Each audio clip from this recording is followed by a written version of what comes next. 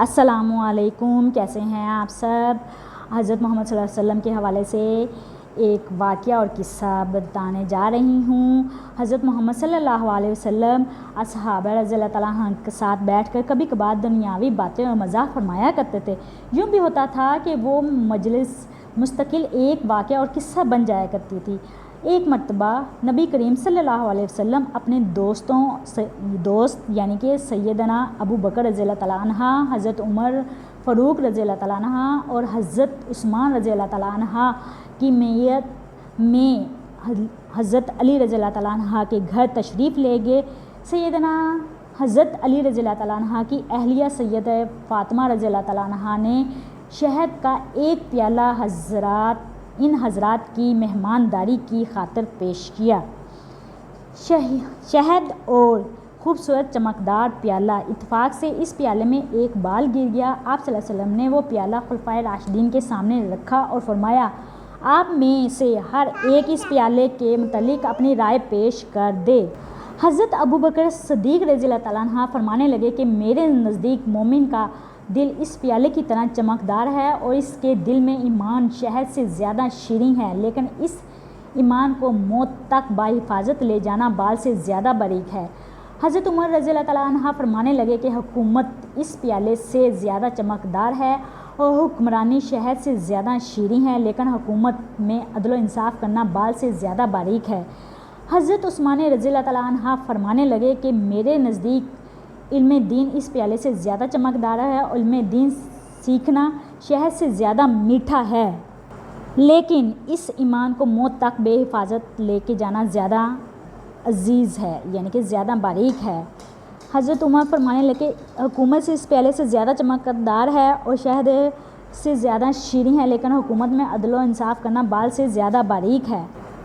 फिर हज़रत अली रज़ियल्लाहु तआला हाँ ने फरमाया, मेरे नज़दीक मेहमान इस प्याले से ज़्यादा चमकदार है, इसकी मेहमान नवाजी शहद से ज़्यादा शीरीं है और इनको खुश करना बाल से ज़्यादा बारीक है।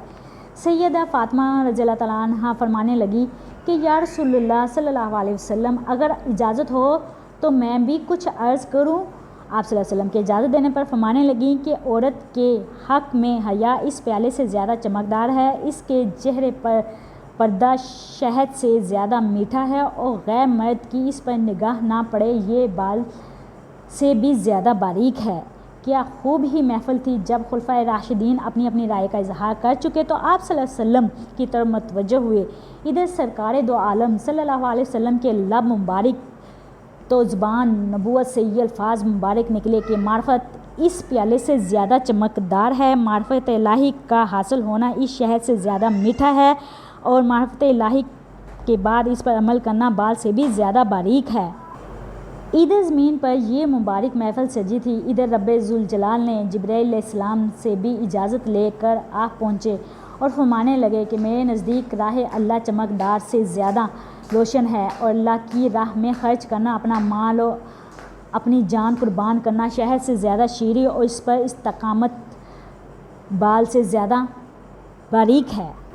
जब ज़मीन पर सजी इस महफिल में सब अपनी राय का इजहार कर चुके तो जिब्राइल फरमाने लगे कि या रसूलल्लाह सल्लल्लाहु अलैहि वसल्लम, अल्लाह ताला भी कुछ कहना चाहते हैं।